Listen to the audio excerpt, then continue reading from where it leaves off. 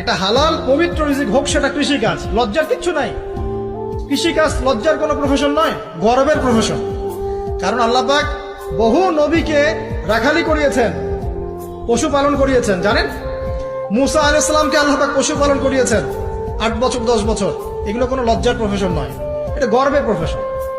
আপনি হালাল রিজিক, অর্থনীতি হোক, আপনার কৃষিভিত্তিক হোক, বা ব্যবসা করেন হালাল কোনো, বা গভর্নমেন্ট জব, বড় বড় গভর্নমেন্ট জবের জন্য ট্রাই করেন, সেটাও ভালো।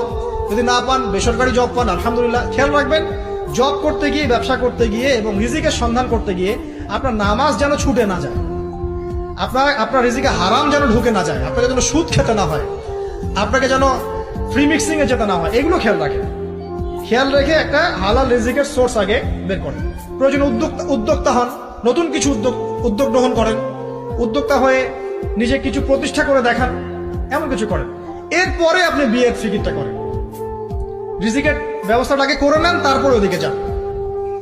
আপনার আপন ভাই হিসেবে আমি কথাগুলো বলছি, মনে করেন।